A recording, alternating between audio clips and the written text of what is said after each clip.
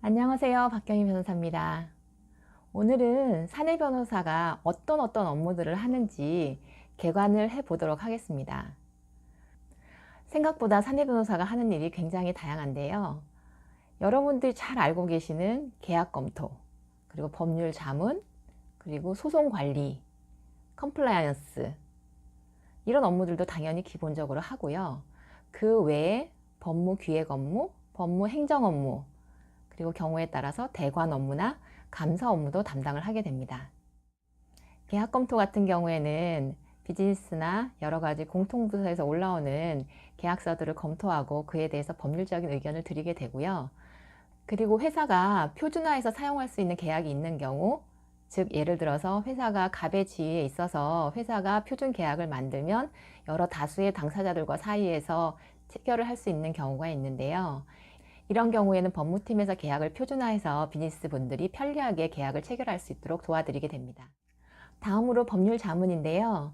법률 자문은 비즈니스에서 비즈니스를 수행하면서 여러 가지 법률적인 궁금증이 생긴 경우에 법무팀에 물어보면 그거에 대해서 답변을 드리는 겁니다.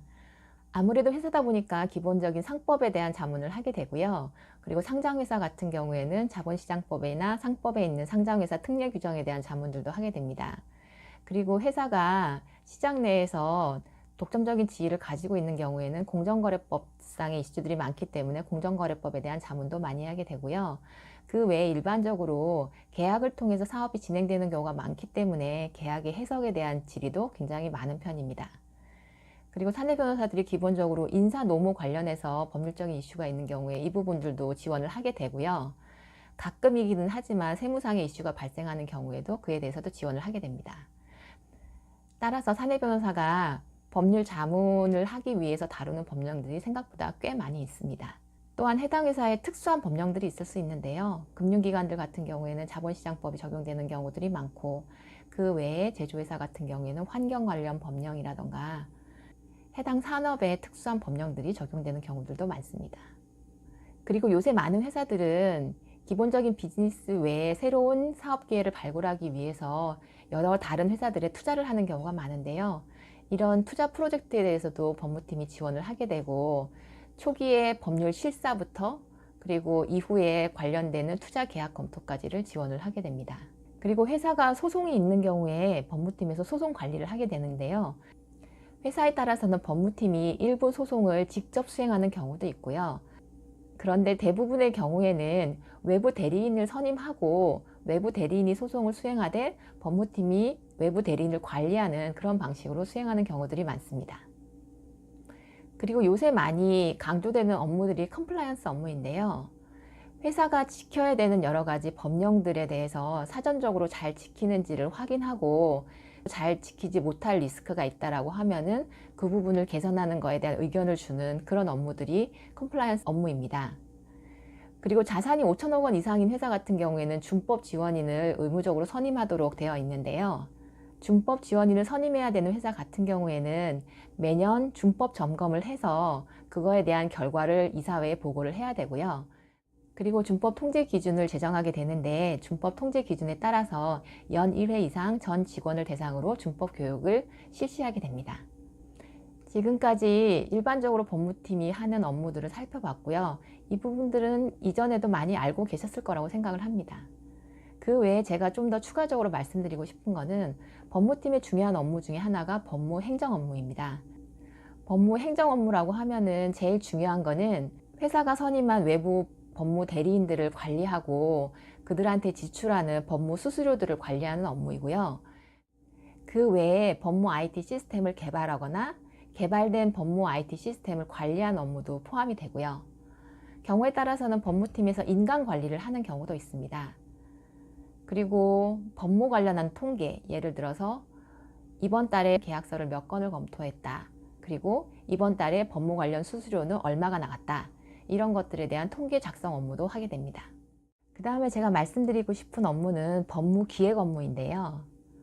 기획 업무란 현재 상태에서 어떤 부분들의 문제들이 있고 이러한 부분들을 어떻게 개선해서 새로운 결과를 만들어내겠다라고 하는 계획안을 작성해서 그 계획안에 따라서 실행을 하는 겁니다. 따라서 기획 업무는 회사 내에서 되게 중요한 업무이고 법무에서도 이런 기획 업무가 필요합니다. 특히 법무팀장님이나 법무 담당 임원들께서는 이런 기획 업무가 MBO라든가 KPI의 하나로서 중요한 부분을 차지하게 됩니다. 제가 했던 일을 예시를 드린다라고 하면 준법 통제 시스템을 구축하기 위해서 단계를 마련해 가지고 1단계에서는 이런 일, 2단계에서는 이런 일, 3단계에서는 이런 일을 하겠다라고 기획안을 제출을 하고 그거에 따라서 실행을 한 적이 있고요. 그리고 법무 프로세스를 개선하기 위해서 이러이러한 조치를 취하겠다. 아니면은 법무와 관련된 여러 가지 자료들이 지식 자산화되어서 앞으로도 계속 사용할 수 있도록 하기 위해서 이러이러한 것들을 하겠다. 다른 예를 또 하나 든다면 우리 그룹에는 법무가 이렇게 존재하는데 이 법무들을 좀 더 조직화해서 비용도 절약하고 사람들도 좀 더 효율적으로 쓸 수 있도록 하겠다. 이런 것들이 법무 기획의 예시가 될 수 있습니다.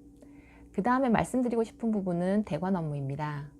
회사가 대기업일수록 그리고 회사가 시장 내에서 1등인 경우에 대관 업무가 많이 필요하게 된대요. 회사에 따라서는 대관 업무를 하는 부서가 별도로 있는 경우들도 있지만 경우에 따라서는 법무가 해당 업무를 할 수도 있습니다. 대관 업무 같은 경우에는 제가 생각하기에는 법무가 앞으로 개척해야 될 블루오션 중에 하나라고 생각하고요. 다만 스트레스가 꽤 많은 업무입니다. 공무원들을 상대로 회사의 입장을 설득한다는 게 쉬운 일은 아니잖아요. 하지만 변호사가 할 수 있는, 특히 사내 변호사가 할 수 있는 일 중에 하나라고 생각을 하시고 관심을 가지면 좋을 것 같습니다. 그리고 마지막으로 감사 업무인데요. 대기업들 같은 경우에 회사 내에 감사 조직이 별도로 있기 때문에 사내 법무팀에서 감사 업무를 지원하는 경우가 많지는 않습니다. 보통은 감사 결과가 나온 이후에 해당 직원에 대해서 징계를 해야 된다라던가 해고를 해야 된다라던가 또 이런 것과 관련해서 법률적인 분쟁이 발생했을 경우에 관여하는 경우가 대부분이긴 한데요. 만일 회사 내에서 감사 조직이 아예 없는 경우에는 결국에는 관련되는 업무를 하는 부서에서 해당 감사 업무를 담당할 수밖에 없는데요. 그럴 경우에 인사나 법무에서 감사 업무에 투입되는 경우들이 있습니다. 따라서 감사 업무도 사내 법무가 할 수 있는 역할 중에 하나라고 생각을 해주시면 좋을 것 같습니다. 이 정도가 제가 정리해드린 사내 변호사의 업무 개관이었습니다.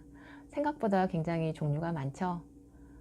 처음 사내 변호사를 시작하려고 하시는 분들이 생각했던 것보다는 훨씬 더 넓은 범위 내에서 사내 변호사들이 업무를 하고 있습니다. 제 설명이 좀 도움이 되셨으면 좋겠네요. 그러면 다음 시간에는 다른 정보를 찾아뵙겠습니다. 안녕!